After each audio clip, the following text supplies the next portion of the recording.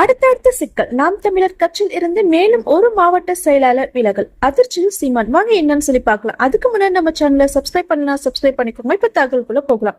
சமீப காலமாக நாம் தமிழர் கட்சியின் முக்கிய நிர்வாகிகள் கட்சியில் இருந்து விலகுவது அதிர்ச்சியை ஏற்படுத்தியுள்ளது. இந்நிலையில் சேலம் மாநகர நாம் தமிழர் கட்சியின் வீரத்தமிழர் முன்னணி மாவட்ட செயலாளர் வைரம் அந்த கட்சியில் இருந்து விலகிவிட்டார்.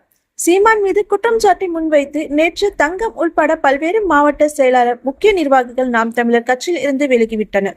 இவர்கள் அனைவரும் ஒன்றாக இணைந்து தமிழக வெற்றி கழகத்தில் இணைய உள்ளதாக கூறப்படுகிறது. இது நாம் தமிழர் கட்சிக்கு நெருக்கடியாக மாறி உள்ளது. இதனால் சீமான் அதிர்ச்சியில் உள்ளார்.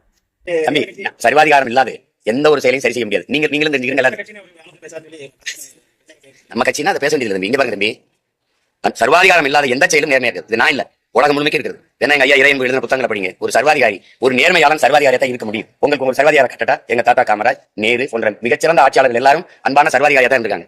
ஒரு ஆசிரியர் படிக்காத மாணவர்களுக்கு பாடம் மனசுல இல்லைன்னா 10 முறை வீட்டு பாடமா எழுதிட்டு சொல்றது மாணவன் பார்வையில சர்வாதிகாரமா தெரியும். ஆனால் ஆசிரியர் பார்வையில மாணவனின் நலனா தெரியும். எது முக்கியம்ன்றீங்க?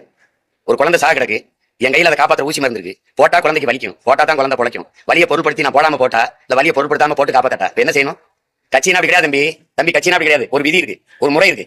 எந்த ஒரு இயக்கத்தின் இயங்கியலுக்கும் ஒழுங்கு ஒன்று இருக்கு. அது கட்டுப்பட்டு தான் அதுல போயிட்டு நான் அப்படித்தான் இருப்பேன், இப்படிதான் இருப்பேன், கொம்பாங்க வெளியில வந்தா சொல்லணும். ஏன்னா இது வெகு தூர பயணம்.